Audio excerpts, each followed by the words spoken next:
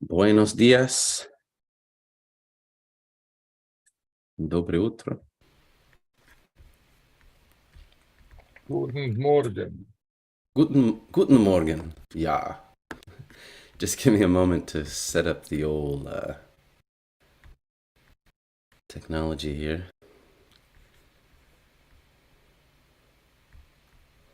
A replacement for our subtle, struggling brains. Here we go. I believe we're doing text 13 today.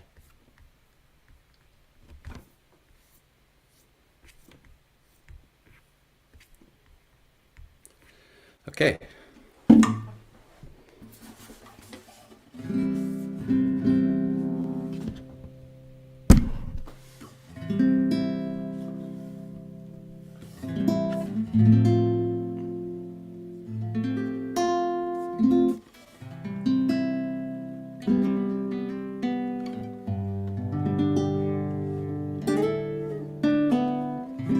Jairado Madhava Jaya Kunja Bihari Jaya Radha Madhava Jaya Kunja Bihari Gopi Jana Vallabha Jaya Girivaradari Jaya Girivaradari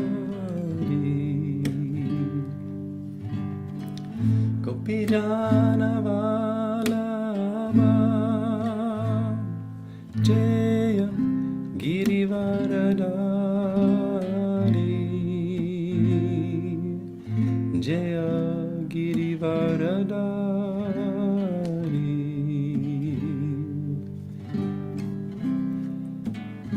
Yashodanandana Jaya Braja Janaranjana Jaya Yashodanandana Jaya Braja Janaranjana Jamuna Tiravanachari Jaya Kunja Bihari Jaya Kunja Bihari Jamuna Tiravanachari Jaya Kunja Bihari Jaya Kunja Bihari Jaya Radha Madhava Jaya Kunja Bihari Jaya Radha Madhava Jaya Kunja Bihari Jaya Gopi Jana Vallabha Jaya Girivaradari Jaya Girivaradari Gopi Jana Vallabha Jaya Girivaradari Jaya Girivaradari Jaya Yashodanandana Jaya Braja Janaranjana Jaya Yashoda Nandana Jaya Brajajana Ranjana Jamunatira Vanachari Jaya Kunja Bihari Jaya Kunja Bihari Jamunatira Vanachari Jaya Kunja Bihari Jaya Jaya Kunja Bihari Jaya Radha Madhava Jaya Kunja Bihari Jaya Radha Madhava Jaya Kunja Bihari Jaya Radha Madhava Jaya Kunja Bihari Shri Shri Radha Madhava Ki Jai Shri Shri Radha Damodar Ki Jai Nita Gaura Premanandi Hari Hari Bol.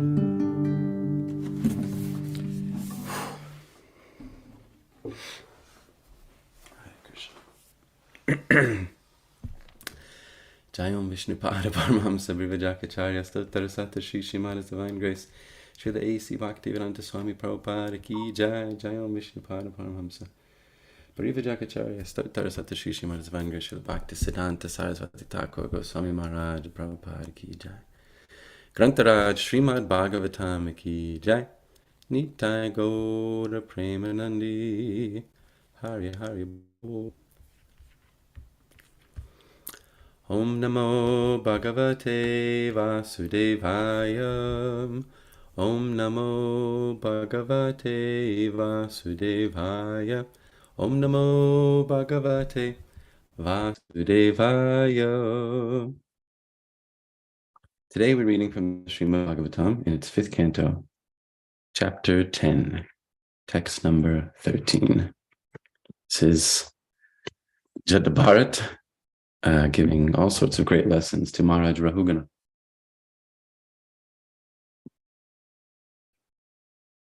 Did you say 15? No, 13. Is that what 13, I said? yes, 13. Yeah. Sorry, I got a little bit of a cold and my brain might be firing on few cylinders. Text 13. Unmata mata jadavat svasamstam gatasya me vira chikitsitena artakian bhavita shikshitena stabda pramatasya chapishtapesha. Unmata mata jadavat svasamstam gatasya me vira chikitsitena artakian bhavata shikshitena stabda pramatasya chapishtapesha. Unmata mata jadavat samstam gatasya me vira chikitsitena artakian bhavata shikshitena stabda pramatasya chapishtapesha. That one's a real tongue twister. Word for word translation says, Unmata, madness, mata, a drunkard, jadavat, like a dust. This suffix, vat or van, means one who possesses something, like bhagavan, one who possesses bhaga, opulences. And often we see in Chaitanya Charitamrita and Nectar of Devotion, Bhakti Rasamrita Sindhu by Rupa Goswami, there's unmadavan. It's often described, a person is like being mad in love of God. Not that they're actually crazy, but like crazy, like possessing it, the quality. Svasamstam, situation in my original constitutional position. Gatasya, of one who has obtained. Me, of me. Vira, O king. Chikitsitena, by your chastisement. Artha by meaning or purpose. Kiyan, what? Bhavata by you. Shikshitena of being instructed. We all know this word, shiksha. Stabdha, dull. Pramatasya, of a crazy man. Cha, also. Pishtapesha, like grinding flour. There's a suburb in Sydney called Paramata, where we'd often distribute books. Prabhupada went there one time. Paramata. Yeah, this Sydney suburb. And he said more like Pramata, because everyone was rushing around so quickly. He said it's like the people are crazy, Pramata. Translation and purport by His Divine Grace, Srila A.C. Bhaktivedanta Swami Prabhupada. Prabhupada ki jai. My dear king, you have said, you rascal, you dull, crazy fellow, I'm going to chastise you, and then you will come to your senses. In this regard, let me say that although I live like a dull, deaf, and dumb man, I am actually a self-realized person. What will you gain by punishing me? If your calculation is true, and I am a madman, then your punishment will be like beating a dead horse. There will be no effect. When a madman is punished, he is not cured of his madness. Purport. Everyone in this material world is working like a madman under certain impressions falsely acquired in the material condition. For example, a thief who knows that stealing is not good and who knows that it is followed with punishment by a king or by God, who has seen that thieves are arrested and punished by the police, nonetheless steals again and again. He is obsessed with the idea that by stealing he will be happy. This is a sign of madness. Despite repeated punishment, the thief cannot give up his stealing habit. Therefore, the punishment is useless.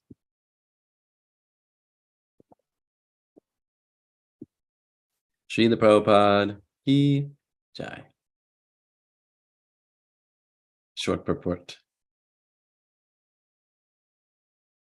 Om Jnana Timarandasya Jnananjana Shalakaya Chakshurun Militam Yena Tasmai Shri Gurave Namaha Shri Chaitanya Manobishtam Stapitam Yena Bhutale Swayam Rupa Karamahyam Dadati Svaparantikam Vandeham Shri Guru Shri Yuta Parakamalam Shri Gurun Vaishnavam Cha Shri Rupam Sagrajatam Sahagana Raghunathanvitam Tam Sajivam Sadvaitam Savadutam Parijana Sahitam Krishna Chaitanya Devam Shri Radha Krishna Padan Sahagana Lalita Shri Vishakanvitam Cha Hey Krishna Karuna Sindhu Dinabandhu Jagapate Gopesha Gopika Kanta Radha Kanta Namostute Tapta Kanchana Gaurange Radhe Brindavaneshwari Vrishabhanu Sutta Devi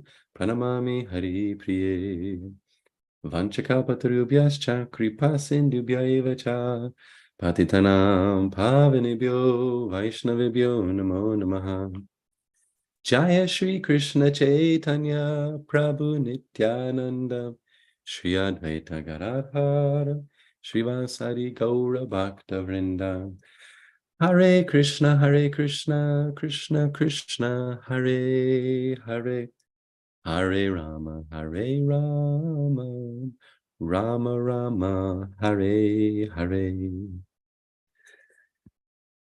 Hare Krishna. So Jad Bharat is saying to the king, he's continuing his counter arguments to the king's chastisements, saying, King, you said that I'm a rascal, a dull and crazy fellow, and that you're going to chastise me and that then I will come to my senses.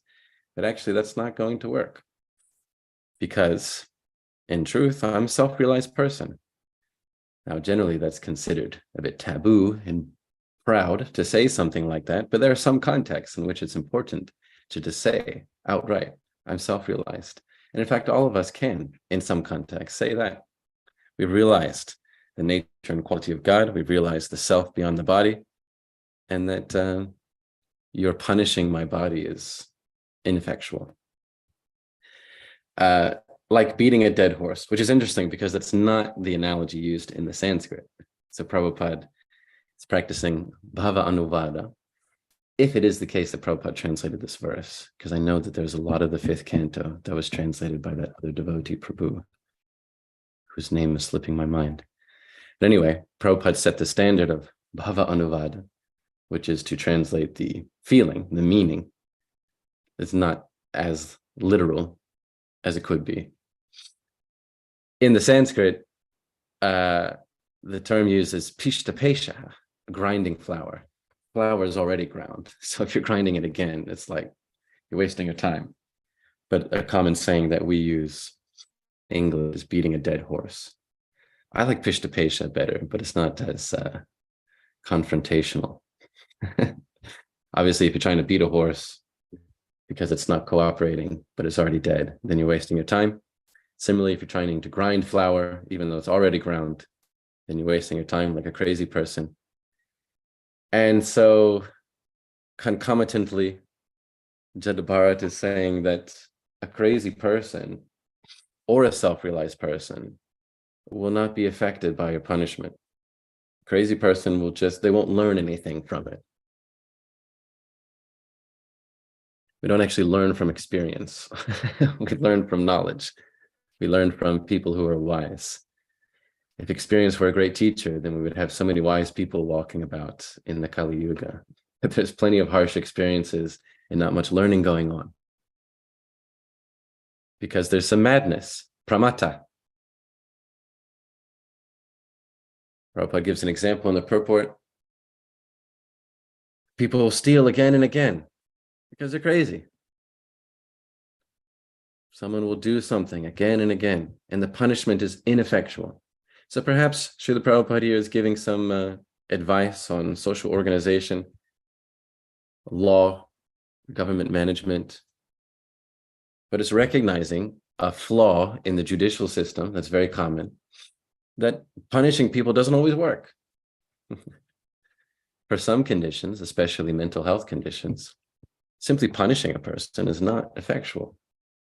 That we're seeing over and over again in many countries of the world, especially here in America, where everything is so in your face that people who have mental health problems and who are acting erratically and perhaps a danger to themselves and to others are not cured by being locked up and jailed. It doesn't solve it. In fact, I have secondhand experience. A very close family member of mine is exactly in that category, where she has been incarcerated and even institutionalized several times. And yet when she comes out, she just does it again, over and over again. So jail doesn't do anything for a person who is pramata, who's crazy. So perhaps here Srila Prabhupada is giving us some insight into some real social management, that you can't just punish people who are suffering mentally. And we see that trend actually increasing in the Western world nowadays. In the wake of some of the Black Lives Matter movement, we see that some cities have adopted a sort of first responder, mental health first responder, for people to call instead of just calling the police when there's a person who has obvious mental health problems acting strangely in public. Because we've seen time and time again that police have itchy trigger fingers. It's not even funny, I'm sorry. And will often act harshly or extremely against a person who really just needs someone to talk to them and bring them back down to earth and maybe take them to a place where they can be supported emotionally. So some cities in this country are adopting that approach. And it would appear that according to Jada Bharat, that's the way to go, because punishing a crazy person is like beating a dead horse or grinding flour. It's ineffectual. It's not going to work. For all this talk of law and order, there's no law and order in the brain of a crazy person. And so what use is that? In bygone societies, if a person was crazy, dysfunctional in society, they would just be abandoned. That was socially acceptable. The Spartans are famous for that. If anyone was born with even the slightest defect, or as they grew up as a child with any sort of intellectual disability, they would just be immediately discarded, literally executed, or maybe just tossed into the forest to die. And that was their way of dealing with that. Nowadays, fortunately, we don't act so harshly. But what's being implied here is that people need to be cared for and not just beaten if they are pramata, crazy. And it's very relevant because I'm going to do my usual tangent into Sankirtan now. It's very relevant because the world is getting worse and worse every day. Ready for this? The Center for Disease Control in America just released the latest suicide numbers, and to no one's surprise, the record numbers. Hold on a second here. Suicides in the US reached all-time high in 2022. So these are the symptom of the pramata, the madness and the sadness going on in the world today. We should have no doubt about it that the world is getting worse and worse every day. It seems to be accelerated since COVID. The latest numbers for suicide in the United States, 49,449 people in the year 2023. Record numbers, 49,449 people. It goes without saying, but it will be said anyway, that the largest number of people committing suicide are between the ages of 12 and 18. Even though there's a decrease of 8% since last year, still, that's the largest category by far. I'm sorry, they make a broad group to 24. Anyway, young people are, of course, still killing themselves in record numbers. And this is a symptom of pramata. This world is absolutely crazy. And it's getting worse every day. So what can we learn from this?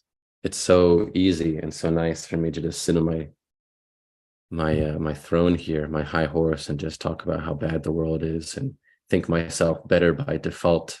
And that is certainly a sort of twisted pleasure that many religionists feel. But I think that we can do a lot better than that. And what we can do better is to really reach out and help people, because the madness is serious. People are suffering so much more now in ways that are different from the past. Also, David Ramaswamy just mentioned it a few nights ago, how the Surgeon General issued, every year the Surgeon General issues a warning about what is the biggest health problem in America at the time. And this year, his warning was actually depression. That was it. Previously for so many years, it's cigarettes, or it's cholesterol, so many things. But now he's totally pivoted and said that the biggest health crisis for the world right now is depression. And especially amongst young people, they're just so lost and so depressed about their future. And this is a real problem. It's a real problem that we should be doing something about. We should be doing something about it, capitalizing on it for Krishna. When Srila Prabhupada came to America in 1965, he saw a certain theme in the air, and he rode that wave to spread Krishna consciousness all over the world. The theme was the hippie movement, the anti-authoritarianism of the youth, the how jaded they were with the status quo. And he showed people, well, you can accomplish what you desire by Krishna consciousness. What you want, actually, is attainable by practicing Krishna consciousness. And so I feel that nowadays, of course, there's not a hippie movement. I wish there was. There's a very different sort of theme in the air. There is an increasing theme of wellness, mental health, creating habits of emotional well-being and community. And we should be capitalizing on that so much more. So much more. Because people are concerned. People are very interested. When we are doing book distribution at Penn State, promoting the center or something, we see that every single person, it'd be very hard to find a person who does not have a concern for and even a practice in mental health and wellness. In fact, according to the CDC, they said that's why This is according to them. That's why the suicides amongst youth has decreased by 8%, even though it's still the highest number. It's because there is less stigma around mental health issues, and that there's more promotion of wellness practices like meditation. So people are out there looking for it. They're literally looking for ways to deal with their problems on an emotional and mental level. And who's got the best thing possible? We do. But who's doing the best Sankirtan? Definitely not us. I'm sorry for being a little critical here, but I'm going to risk losing my Bhagavatam privileges and say that we are doing Sankirtan so poorly compared to other groups. I'm embarrassed. When I'm out here on the street in State College, you know who I see all the time? The Mormons are out there every day, like 18 hours a day. I see them early in the morning, late at night. They're going hard. The Christians are at my door every other day. The witnesses, even the Muslims are out preaching. Practically everybody is preaching more than the Hare Krishnas. Practically everyone. I'm sorry, if I'm bursting anybody's bubble here, but we all kind of see it. Our Sankirtan is just so little compared to so many others. My neighbor mentioned this neighbor of mine who just lives across the street. He works for the Disciple Makers. It's a church that only does missionary work. They do not have buildings. Or they do actually have an office around the corner. But it's a church, tens of thousands of people all over the world, and they exclusively outreach on university campuses, exclusively. Their congregation, they don't meet in churches. They meet at people's homes or on university facilities, and they're doing great. They're putting in a lot of work. It's his full-time job, and he's got 7 kids. Somehow, somebody's taking care of him to do this important work. It's just remarkable how much people need help and how much you could be giving, and we're not. And when I say we, I don't mean like the Gita Nagari community, because Gita Nagari is a very special project. It's very different from most of our ISKCON temples, and setting a standard for the world in terms of relationship with the land and with the animals, and showing an existence which is more wholesome and pure so that one can be Krishna conscious. It's very important. When I say we, I'm really referring to broader ISKCON in general, which seems to have almost given up on reaching out to non-Indian people. And it's frustrating to see how much people are suffering, to see how much people are looking for meditation. They're literally out there looking for it. And here we have Kirtan, we have the holy names of Krishna, we have Srila Prabhupada's books, we have sanghas and communities whereby people can benefit from that desire, from that search. But we're just not in the market as much as others, not even close. If you want to sell your product, you got to be in the market. And we just have a tiny, tiny, tiny, tiny market share. Because we, and again, I'm referring to ISKCON in general, are just so infatuated with doing 1,000 different pujas and placating rich Indian doctors. And it's a little frustrating. And if you're upset at me saying this, well, I'm not the first to say it, and I won't be the last. Rather than shooting the messenger, let's consider, is the message true? Because it is. We need to be doing a lot more outreach for people. Got to reach out to people. What we have is what they need, and it's what they want. But if we can't be in someone's face, if we can't get out there and show them this is available to you, then what is the use of us just reading some verses and commenting about how society's like this or how society's like that, and we're just so much better? I'm not saying anyone here has talked like that, but sometimes, deep down we think like that. Or I'm better.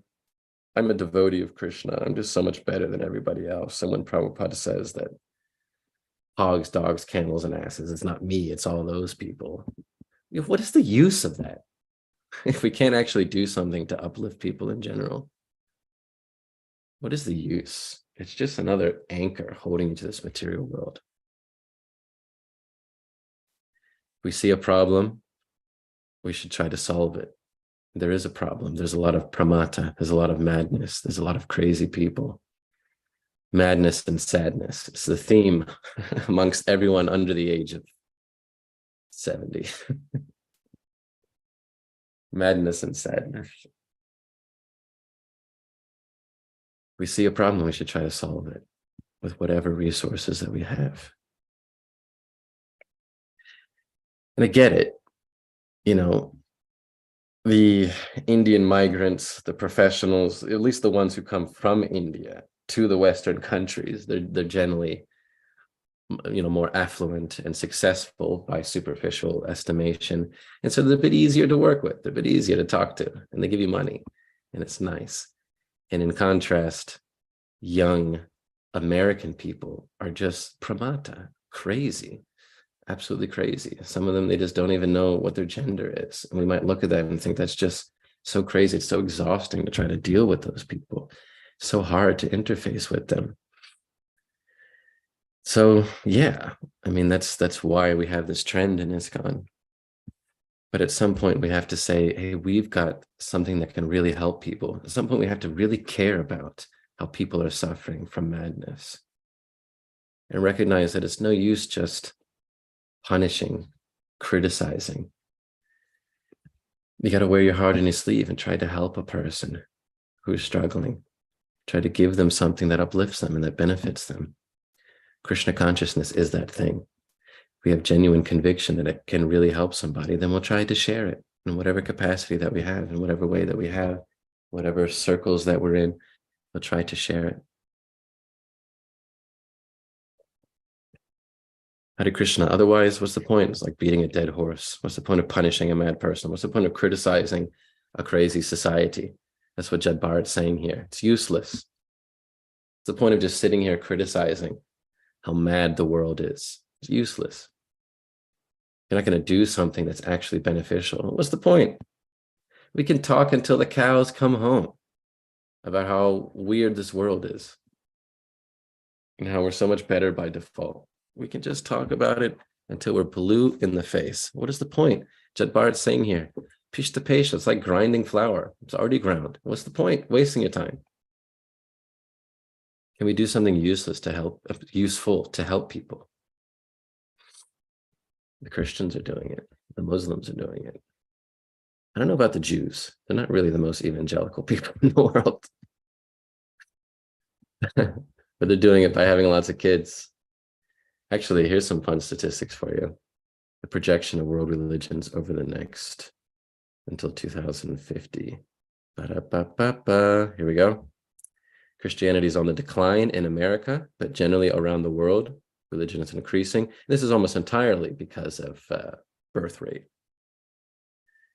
Almost. Oh, actually, even in this is from Pew Research, of course. The best statistics come from Pew Research.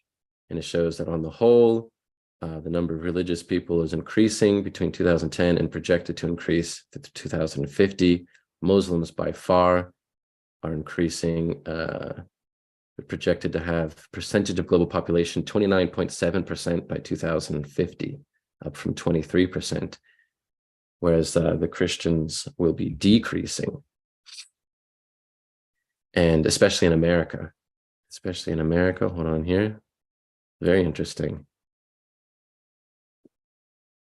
Oh, I can't find the part for America. But then there's a small percentage which is due to religious switching, according to Pew Research, which is interesting because we're trying to encourage people to be Krishna conscious. Not necessarily switching, but there's a large group which is called unaffiliated. And there's a projection about how many go from the category of being in a religious group to becoming unaffiliated, or from being unaffiliated to going into religious groups. And the big change in America, the huge change, is from people being in a Christian group to going to unaffiliated. Let me see if I can find the percentages quickly. They give you so many numbers in this article here. Ba-da-ba, ba-da-ba-ba. Oh, it's just an absolute number. So the projection is that there will be 66 million less Christians around the world and 61.5 million more unaffiliated people. So that's where the big switching comes from. People are rejecting Christianity by the tens of millions. for reasons which shouldn't be so hard to understand. Recently, a lot of them have become very extreme and like meddling in politics, and a lot of people are just put off by it, especially young people. But what does that mean? We should see that number, 61.5 million unaffiliated, and see that's an opportunity to help people to find a devotional practice which is better suited to them, which better suits their ideals and their principles. This, I mean, if we were running a business, we would see that this is a market opportunity here. That's how you do business. There's a marketable opportunity. We need to get in on that. So it's all very scientific. You know, it's not mentioned in this Pew Research article, the Hare Krishnas. We're just not getting out there. We're not getting out there. We're not producing kids at nearly the rate as some other groups. And I'm not saying that we should be like competing. Of course, we try to see everyone as being lovers of God in their own way, and we respect other traditions. We're not like the fanatics of in these different groups. But still, we should recognize that we're not even in the list because of not doing nearly enough Sankirtan and not producing enough children. But that's a whole other thing I want to get into. I'm not trying to coerce people or guilt people into having more kids. Well, my point is always my point. I'm doing a lot more outreach to help people because there's so much madness in the world. There's so much sadness in the world. People are literally walking down the street looking for some sort of meditation of spirituality. Prabhus, I'm telling you, this happens to me all the time. Those of you who've done book distribution, you know what I'm talking about. People will walk up to you and say, I was just out here looking for something like this. How many times do you hear that? People say, I'm looking for something spiritual, some sort of meditation, looking for some knowledge about God. People will walk up to you and they'll say that to you.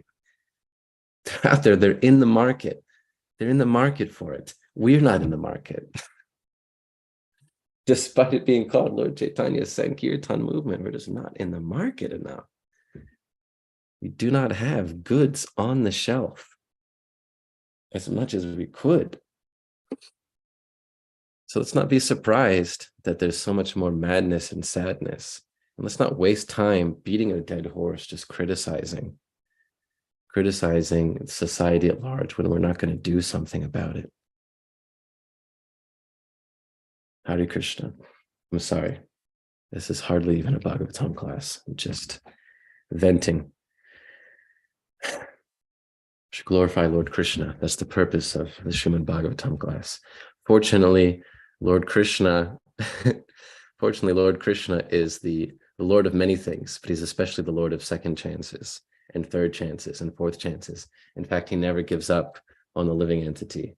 He's like the bird in the tree, is always watching the living entity, getting involved in so many things, but he never abandons. He never abandons us. There's nothing that we can do that would be so bad that the Lord would ever leave us. And so we have another chance to do more for Krishna, for Krishna's service. That's how glorious he is. We can become similarly glorious by taking the opportunity to care for people who are suffering so much more. The Lord does it. He literally manifests in this world out of his care for people in general. Paritranaya sadhanam, vinashaya cha duskritam. It's his care for people who have genuine spiritual aspiration. He manifests in this world, and this world it kind of sucks sometimes. So, it's really nice that he comes, but that's out of his care. It's out of his love that he manifests so that we can remember him. Anugrahaya bhaktanam manusham deham astita tadrishi bhajata krita yashrutva tatparo bhavet. Shukadeva Goswami says it's out of his compassion, out of his kindness, that he takes on a human-like form. Well, he displays his human-like form, that he takes it on, that is his form. He displays his human-like pastimes so that people in general, just by hearing about it, can become attracted to him. That's his kindness. That's his effort to manifest his Leela so that people can be attracted and to return to him. And Srila Prabhupada, of course, for his part, out of his extraordinary kindness, manifested Srimad Bhagavatam, Bhagavad Gita, all of his translation and commentary. Spent late nights and early mornings producing Srila Prabhupada, producing his books so that we can pass them on to somebody. Can we put in that effort? Can we put in a similar effort as Srila Prabhupada? I mean, who else? Who does that? Who does that? For all this talk about how modern CEOs, there's all this talk about trying to justify why modern CEOs make something like 400 times more than the average worker in their companies. It's obviously totally unjustified. It's just cruelty. But people try, they come up with these ridiculous things to try to justify it.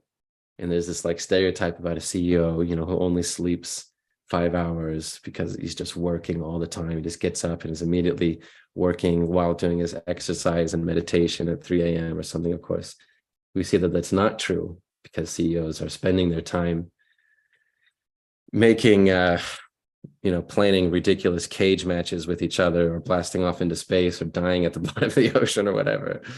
But anyway, for all of this talk about how there's this stereotypical Ubermensch, superhuman CEO who works so hard, and that's why they deserve their billions and billions. Actually, Srila Prabhupada is the person who really does that. He's the person who really, really did that. Up late at night and early in the morning, translating and commenting on this literature, just out of his kindness, out of his compassion for people in general. He saw the trend in the parampara coming ultimately from Lord Krishna. The sages of Naimisharanya, out of compassion for the people in general, they come together to discuss the Srimad Bhagavatam so that conversation can be passed on to others. And Srila Prabhupada's compassion translated and commented that conversation. And we, out of our compassion, pass it on to a person who wants to hear it, who wants to hear it.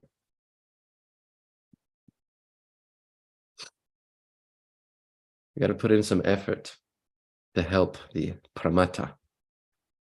Otherwise, just complaining is pishta pesha. It's like grinding flour. It's already been ground. Hare Krishna. I think I've made my point. Hope it is not too cruel. Hope it is well received for whoever is listening. There's a lot of work to be done to help people, to really help people. You got to really care and reach out and say to them, Krishna consciousness has helped me, and it can help you too. That doesn't require a whole lot of infrastructure. It doesn't require a whole lot of money, although that would be great if we put a lot more money into that sort of infrastructure. But it doesn't require a lot to reach out to somebody and say, I care about you. Krishna consciousness has helped me, and I think it can help you too. That can change a life. It can save a life. And save a person from being a statistic to being amongst the 49,449 people who killed themselves last year because they had nothing better to look forward to. Hare Krishna. Guess we'll finish there. Oh, Dasya Prem has his hand up. Hopefully he's going to save me from condemning myself. Haribol Dasya Prema Prabhu. How are you? Hare Krishna, Prabhu. Yeah, I'm doing okay. Thank you. Thanks for asking. Thanks for class. It's interesting. The Christians, even though, of course, I'm not trying to counteract your intentions and your point, but it's interesting. The Christians are doing so much preaching. And yet numbers are decreasing.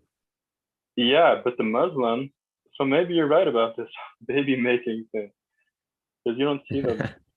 You don't see the Muslims too much like out there on the streets. You do see them on campus, actually. They do represent. Really? I don't know how many people like join. It would seem pretty far-fetched to me, but it's also far-fetched that someone joins the Hare Krishna. Somehow it's happening. So yeah.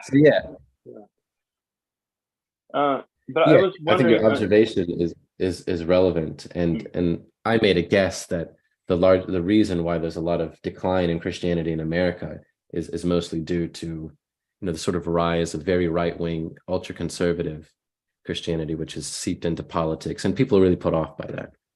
I would say that that's, Christians are a diverse group. There's many who are like all about the love of Jesus and are really trying to help people. There's so many charities here in town, and they literally take homeless people into their churches. I met some who manage some of the churches downtown, and how they literally, that's why you don't see homeless people in State College. You don't see any, because they're all sheltered by the churches. They're all taken care of. So you always have those types of Christians, and then you have the very small few who are so extreme, who are always in the news. And that's what's putting people off. It'd be my guess. That's what's putting people off. Sorry, you go on, Dusty, praying for me. Yeah, wonderful point on. Yeah, I guess I'm wondering, like I heard, Guranga Prabhu, I believe, who just visited here. He was at some point, not in this trip, but I heard some lecture he gave some time ago. He was saying the university or the hospital, it's not glorified by the amount of people it takes in, but more the amount of people who it cures. So of course, again, I'm not trying to refute your point at all. Definitely. You can. It's a wonderful point. But I'm just wondering more if you can elaborate on this aspect of Sankirtan mission. Sometimes it's referred to as boiling the milk, and just I guess just taking care of devotees and creating a culture. I guess especially Gita Nagari, everyone's very busy with their services, and there's no established bhakti program, so it's hard for new people coming in. But at the same time, we need new people coming in, because it's that's generally the people who are at this at the stage of life where they can come and kind of give themselves fully to this project. It is when they're also probably pretty new to bhakti. So I guess any points, any wisdom you can throw into the ether about just this kind of how to do better in this regard for myself, at least, amongst the busy schedule and all this. Not just and sometimes I use this justification of, we're pushing on the mission in a certain way, trying to do agriculture. So I'd kind of done my part, but obviously, Guranga Prabhu was saying that at least a big part of their whole Chowpatty mission, or sorry, not Chowpatty, but the Govardhan Eco Village, is they connect with all these farmers, but for the point of transforming their hearts. So it's very much in the forefront. It's okay, this is a part of the Sankirtan mission. We're just reaching people who would otherwise not be reached in certain ways. So if you could share anything in that regard, I would be very grateful. Of course. Of course. Absolutely. Everything you say, of course, is totally right. In my opinion, for what it's worth. I'm not the boss of anybody, but I agree. Gita Nagari is setting such a good example, and it's a shame that more people don't hear about it. We got to get that out there. Got to get that message out there. And absolutely, we need to take care of devotees as much as we can, nourish them, encourage them. But we also have to take care of people who are suffering. I mean, I guess it's just me. There's different strokes for different folks, but I can't stop thinking about people who are suffering. There's so many people out here suffering for lack of Krishna consciousness, really, and it just possesses my mind most of the time. And I appreciate that there are others taking care of devotees in the temples. That's wonderful and important service. But I don't want to abandon my brothers and sisters who are still entrenched in the bodily concept of life and who know nothing about Krishna. I think we need to balance that out and put in a bit more effort for their part too. So we can do more of everything. We could be doing a lot more of everything. it's unlimited. Krishna is unlimited. The love of Krishna is unlimited. And so the devotee's capacity to do more for Krishna is unlimited. We can always do something more for Krishna. It never, ever ends. And it's so exciting. So exciting. Even if you do something great for Krishna, just like double it. Just do more for Krishna. It just gets better, better all the time.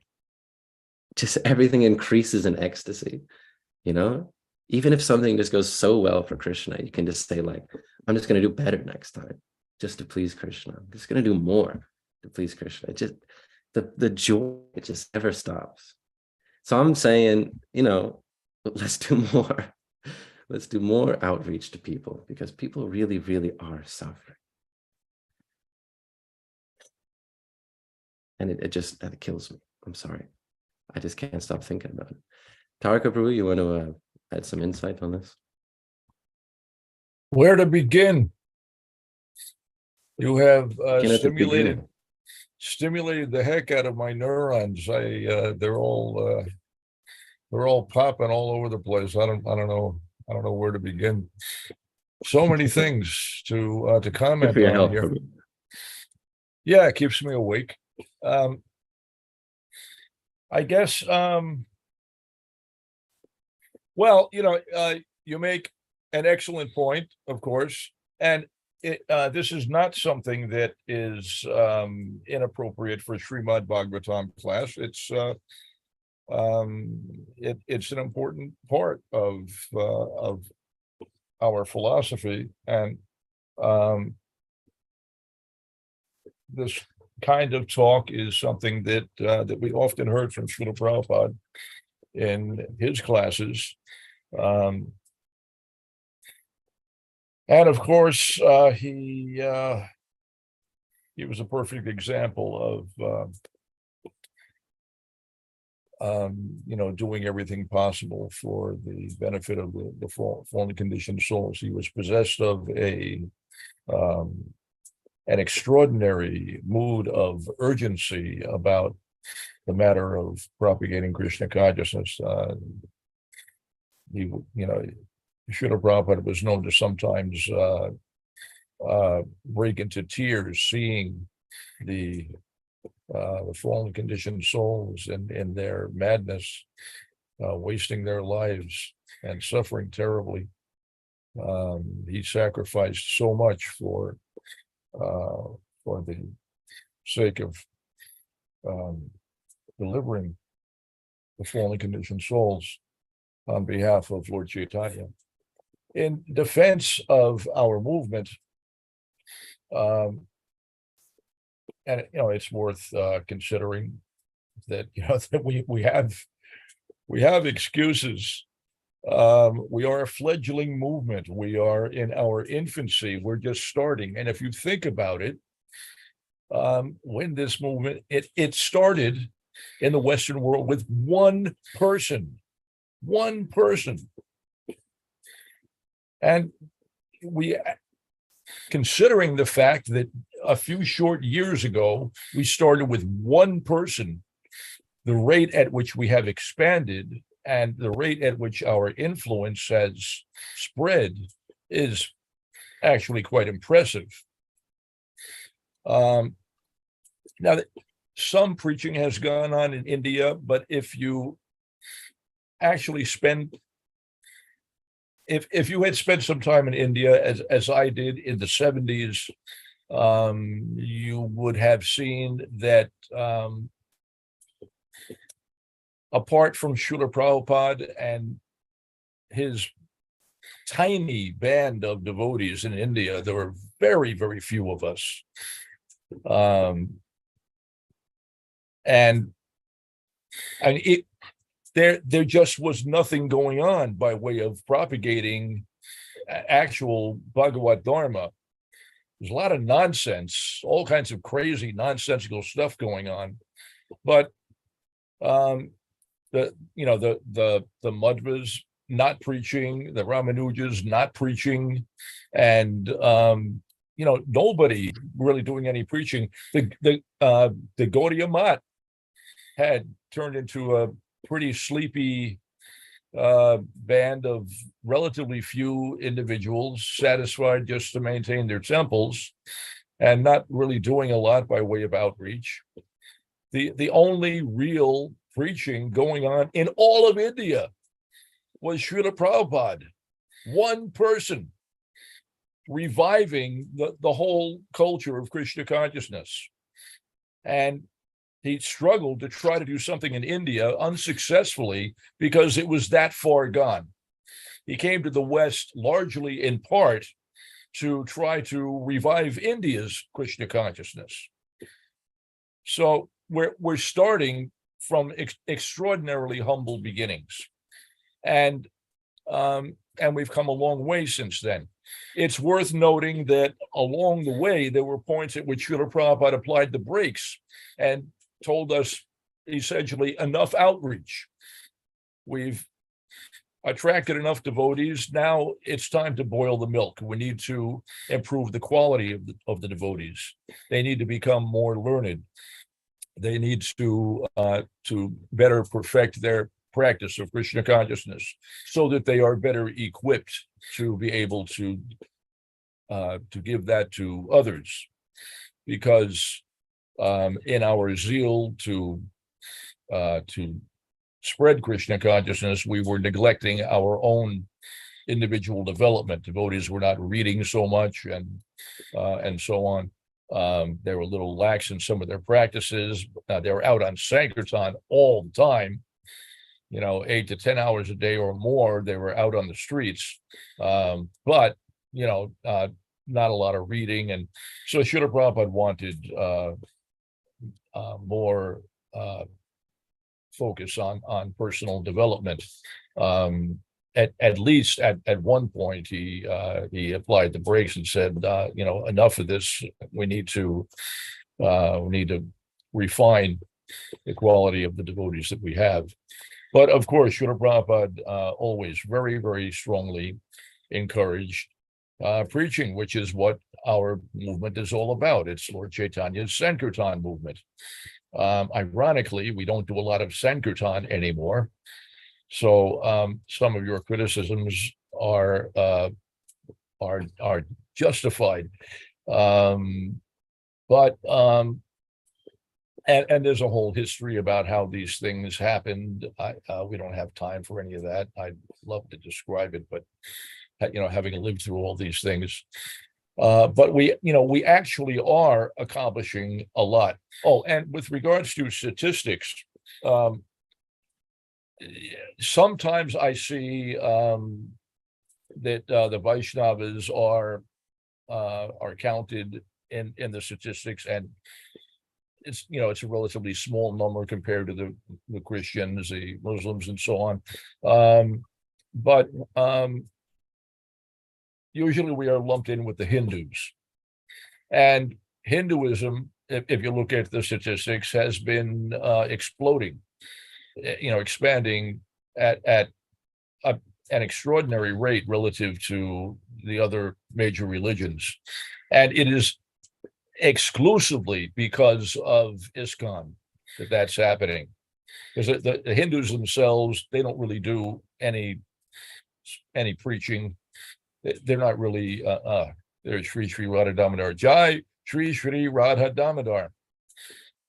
I'm always happy to see their lordships, but I hate to have Srimad Bhagavatam class interrupted just when our enjoyment is at its zenith. You're such a cowherd boy, bro. So I'm going to go on a little bit because I can't help myself. The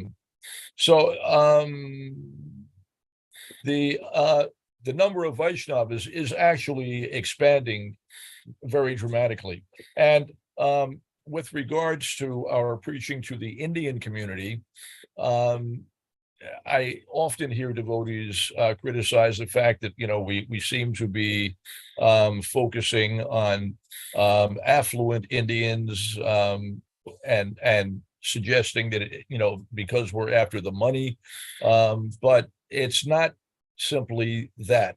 The money, of course, is. You will not find any instance of Srila Prabhupada turning his nose up to Lakshmi. It's extremely valuable for development purposes. We need Lakshmi. And sometimes it's a matter of just survival, just trying to maintain.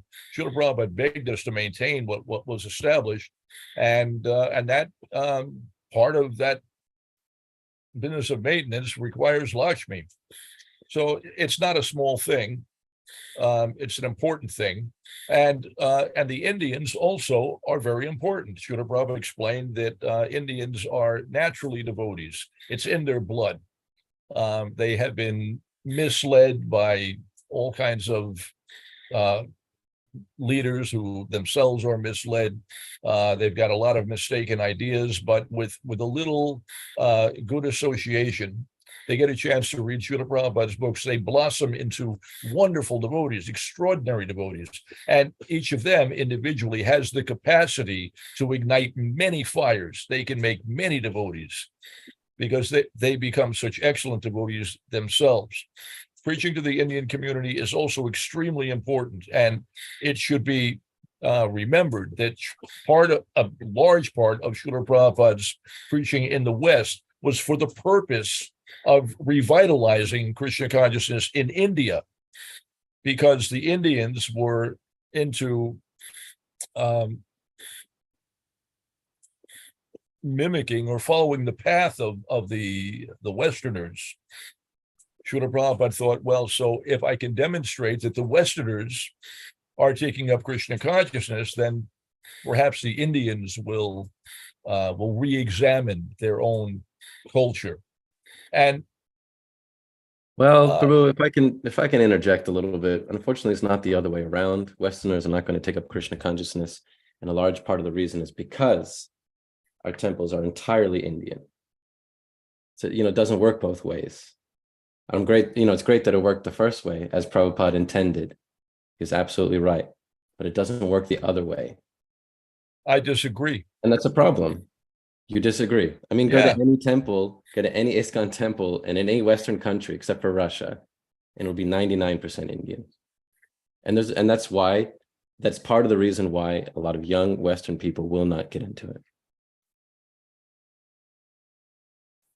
So what would you suggest? That we should reduce the number of Indians so that we become more attractive to Westerners? No. The Indians are devotees. They are the people that we're trying to capture. If the Westerners not reduce the Indians, reduce the puja. That's what I suggest. Reduce the puja. I don't think there's a need to reduce the puja. That's my opinion. We have so many artiques that, we're not increasing the number of artiques. We're increasing the number of temples, not increasing the number of outreach centers, not increasing the number of books printed. We're increasing the number of temples. That means increasing the puja. Well, we're printing books at the rate at which we're distributing them. There's no, the rate at which we're printing books is not the problem. We can print books at any rate, but what is the use if they're not being distributed? Part of the reduction in distribution, of course, is due to the fact that these things have gone digital. The books are freely available. People don't have to buy hard copies anymore. But I don't think Indians are a problem. If Westerners are put off by that some of the time, and I don't think it's really a wide scale problem. I know a lot of devotees think that it's a problem. I don't agree. Srila Prabhupada did not think it was a problem. But Srila Prabhupada doesn't see the face of ISKCON in the Western world now. When he was here, there was not a 99% Indian population at our ISKCON temples in Western countries. I think that he would absolutely comment on it now. Absolutely. Well, you think. It's in his name. He put it in his own pranam mantra. Paschatya Desha Tarine, the Western world. He put it in his own mantra. He wrote his own pranam mantra. Yeah, and there are Indians now in the Western world. They're a part of the Western world.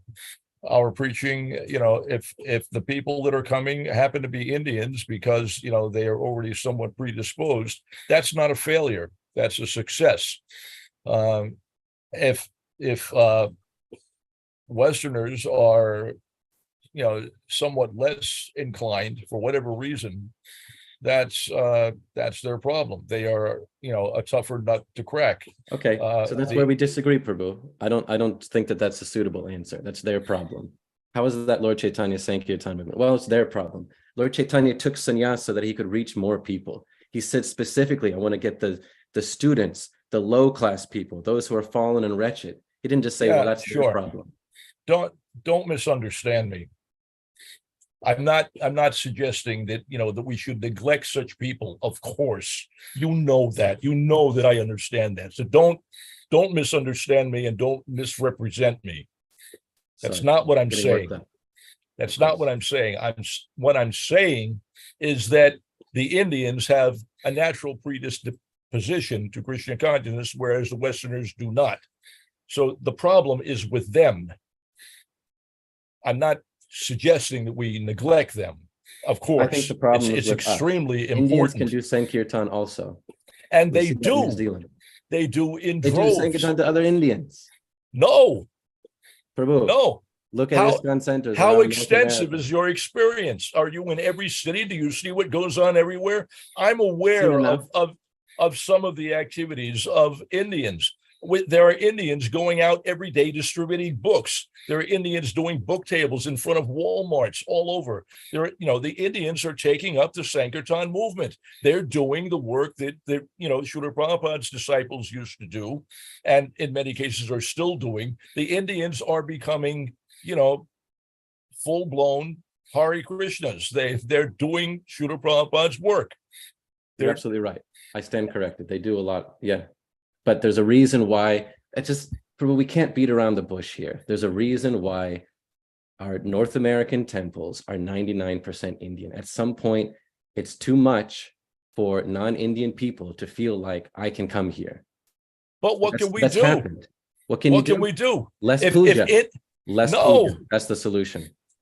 What are you going to do? Reduce the number of artiques? Yeah, less temples. How can you have less temples? Easy. Yeah. Just don't build any more temples. Do more namahata, have more outreach centers, do more big festivals, things that are in the public. And you're still going to have a preponderance of Indians because they're there. They're out there and they're natural devotees. They're naturally going to come and we cannot turn them away. What can you do? No. I would argue that if there's less puja, that we would see that the demographic would shift. I don't agree. I think the Indians are going to become Let's do an experiment and find Krishna devotees, regardless of how we present ourselves. The Indians are going to come. They're going to come and they're going to take up Krishna consciousness because they're devotees, and they're not. That's not true. No, that's not true, Prabhu. I disagree. How we present it is exactly the difference. How we present it in different outreach centers, like in Australia, New Zealand, shows that there's a smaller demographic of Indians because a lot of them. They're interested in seeing the deities worshipped, and that's great. That's an aspect of devotion, but it's not the Yuga Dharma. The Yuga Dharma is Sankirtan. If you have centers where there isn't puja, where there's more kirtan, then the demographic shifts. We see that. Look at Australia, New Zealand. Look at what Devanamrita Swami has done. Fine, but Srila Prabhupada specifically instructed us that we must have the deities. And we have enough deities. I mean, how many is enough? Srila Prabhupada wanted temples in every community. He never told us to limit the number of temples. He also wanted the Western world to become Krishna conscious. We're not really doing that part. At some point, we have to recognize that something could be done better. Sure, things could be done better, things could be done more, but Indians are going to come, and that's a good thing. It's always a good thing. Anyone who comes, it's a good thing. It's a good thing. And any effort to try to manage things in such a way that you reduce any demographic that is coming, that's Maya. I'm not saying reduce. If those are the people that are coming, you're talking about restructuring our approach to have less puja because it's attracting. I did say the word less. How about rephrase and say we don't need any more puja in temples? We're at that point where Bhaktisiddhanta Saraswati Thakur said, sell all the marble. He said that, sell all the marble. But now we've just gone back to just buying marble. You know what I mean? We've gone full circle. I'm just saying no more. Can we do more outreach now to people who are not Indians? I think it's unfair How to many give that temples the do we need? example of Srila Bhaktisiddhanta because the circumstances were quite different. That's not what we're doing. I think that we have done significantly better than what happened to the Gaudiya Math. Very significantly different, much improved over the Gaudiya Math. And anyway, Indians are not a problem. Indians are an asset. They are a colossal asset in terms of Krishna consciousness. They are excellent devotees and excellent preachers, and they do have the capacity to appeal wonderfully to Westerners, and I see it all the time. I don't think that it's a problem or something that we need to try to find a workaround for. It's a positive. It's a plus. On the whole, Krishna consciousness is booming. It's expanding everywhere. There are still lots of souls that we have not reached, of course, is a problem. And we always have to do everything that we can to try to expand our reach and to somehow or other benefit more of the fallen souls. But it's not that we are not making a serious effort. We're developing things on many different fronts simultaneously. I would agree that a lot of the outreach that we once did seems to have diminished. And there are a bunch of factors that underlie that fact. For one, there's a major shift in the status of the devotees, whereas once upon a time the movement was predominated by single individuals who had all their time and energy for outreach. Now we have families, and so a lot of time and energy is diverted to other things. But many of those families are still doing, as you yourself are doing what they can to, by way of outreach. I don't know. I guess I see things a little bit differently. I certainly don't see Indians as a problem. I feel that they are a colossal asset, And I think Srila Prabhupada would be extremely pleased to see Indians coming in droves. I don't believe he would think that was a problem. He wanted to draw the Indians in the worst way. It was a very big preoccupation for him. Whether in India or outside of India, he didn't care. He didn't care what your ethnicity was or your gender or anything else. Did not matter. If people are coming that for some reason Westerners are put off by, that is unfortunate for them. However, that people have come is a wonderful thing. I think we should create their good fortune. Yes, we can say that they're unfortunate, but let us create their good fortune. Didn't Prabhupada say that?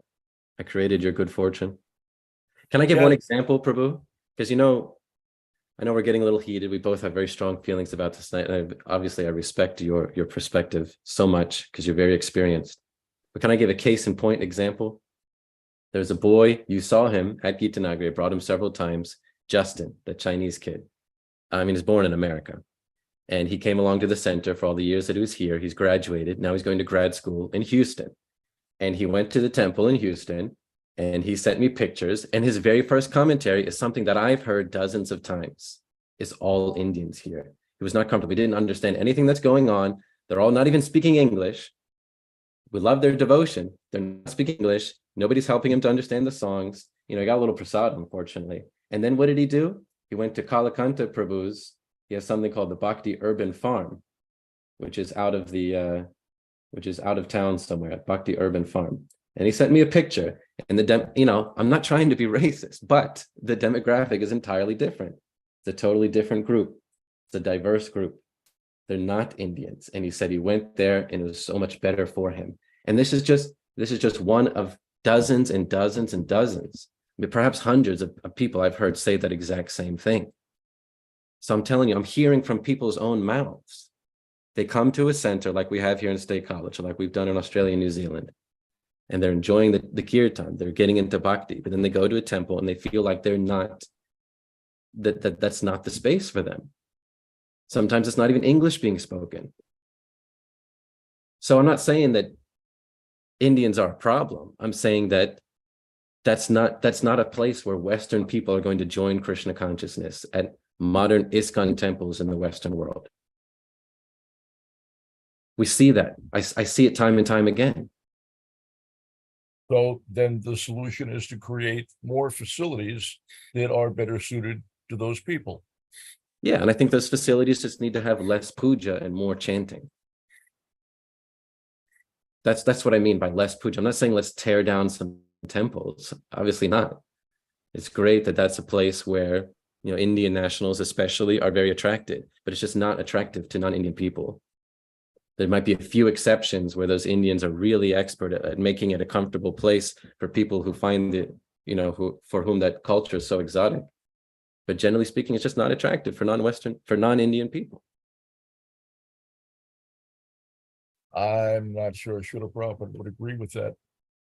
Well, at every stage, he encouraged the devotees to at least establish the worship of Guru Varanga and make that the central feature of any preaching center.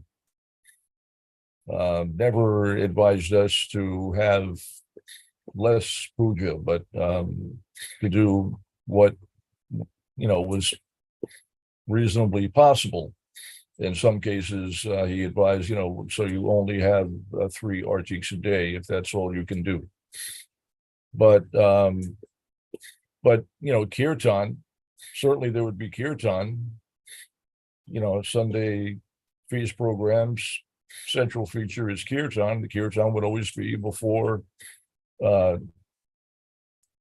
Gornitai deities or a picture of Panchatattva or something. There's some deity before whom the kirtan is performed.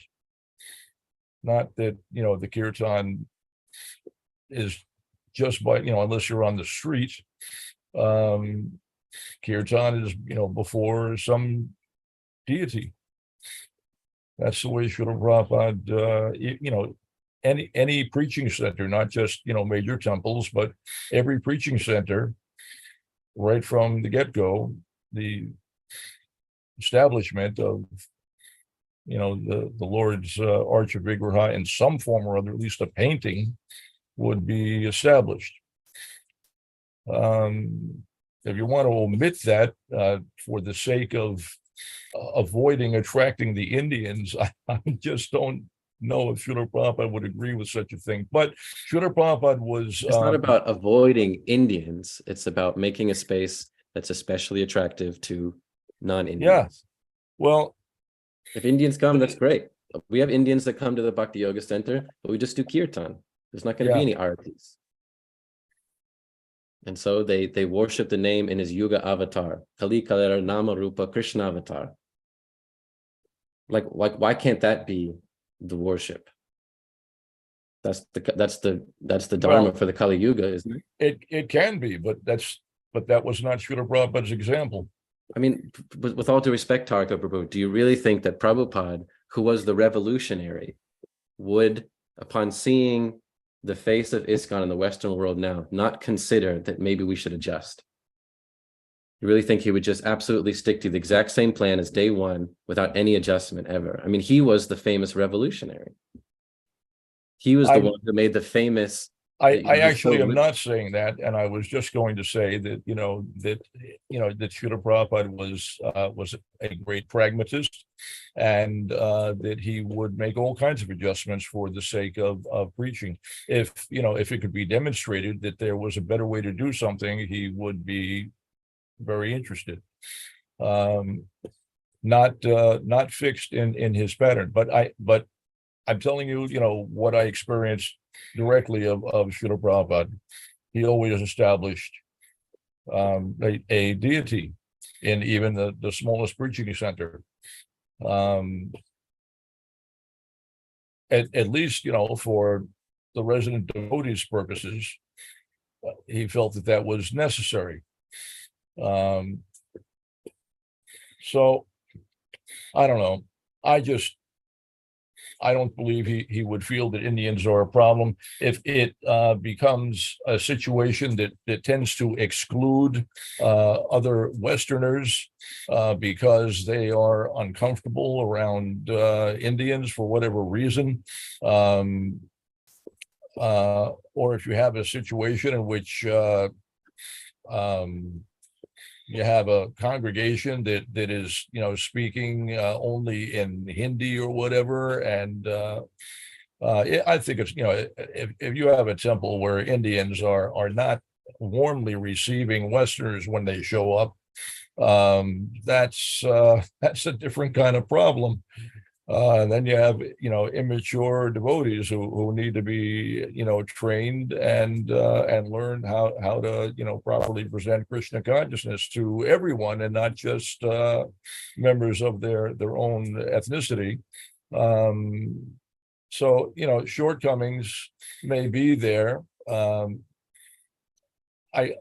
think it's in a case like that, the solution is that devotees have to be properly trained, and with time they will improve, as is always the case. Devotees mature, they become more rounded, they become more adept, they improve in all kinds of ways. The depth of their compassion increases, and they become more adept at reaching a broader segment of society.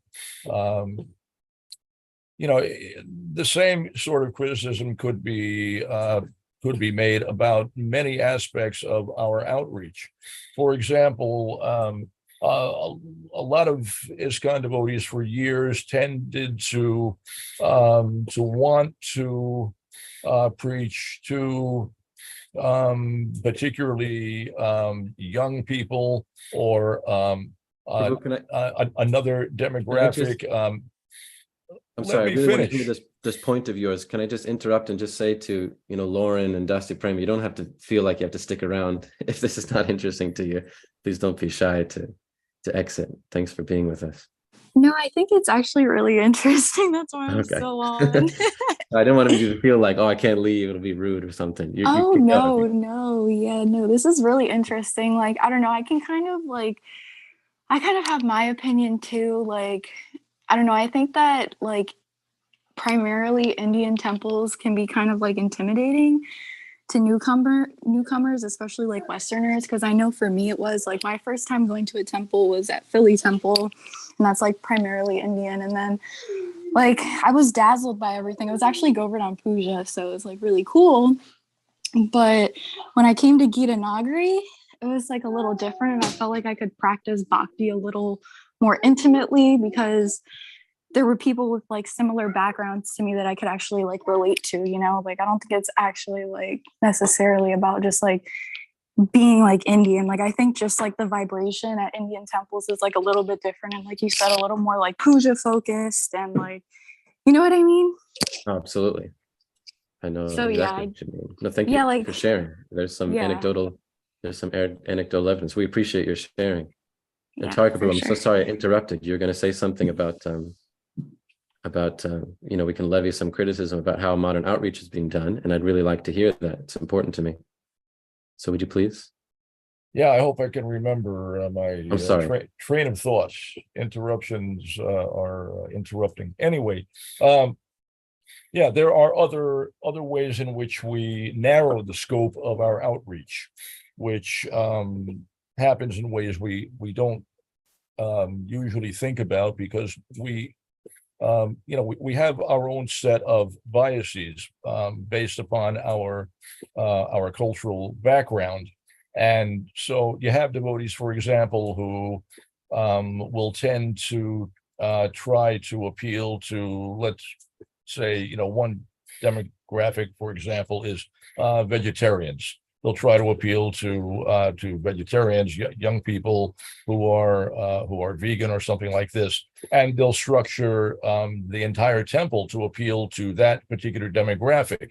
They will have vegan feasts and so on, and that will make lots of sense to devotees who maybe have themselves come from that kind of a background. What they don't realize is that they are creating an environment that is less appealing to other classes of people. And the fact is that Krishna consciousness can appeal to anyone, regardless of your demographic or your cultural background. That's my own experience.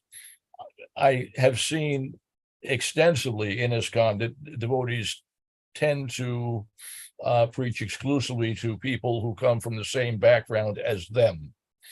And they will have some success at that. But other classes of people from other demographics tend to be neglected. And when they do come, they're not particularly attracted because it's just not where they're coming from. They can't relate. So, there's all different kinds of people. We once upon a time, we went after hippies because a lot of us started out that way. We know the path from hippiedom to Krishna consciousness. And so we would be inclined to appeal to people that we could relate to and guide them along the same path that we traversed. So, there are lots of different ways in which we narrow the scope of our outreach. These are a few examples, but the reality is that Krishna consciousness can appeal equally to anyone from any background, any ethnicity, any demographic. Doesn't matter. Krishna consciousness is universally attractive. It will appeal to anyone, but the challenge is for us to present it in a way that will be approachable by all different classes of people. So Indians are guilty of that same sort of thing. They're presenting Krishna consciousness in a way that appeals to their own demographic. Hare Krishna, Prabhu. Hare Krishna. Sorry, Prabhu, to interrupt you. We've got a very important meeting scheduled on this Zoom account with Gauranga Prabhu. So I have to end the class so I can start my next meeting. I'm so sorry. Hare Krishna. Let me just say, Tarika Prabhu, I really appreciate your feedback, and I appreciate that even though we have different opinions, I respect your opinion so much and your experience, and I'm really glad we had a bit of a heart-to-heart back and forth. So thank you, Tarika Prabhu. Hopefully we can continue again. Yes, again. Hare Krishna. Thank you for a stimulating class. All right, come to Srimad Bhagavatam ki jai, Srila Prabhupada ki jai, Nagari Krishna Prabhu ki jai, Nitai Gaur Premanandi. Yashoda Prabhu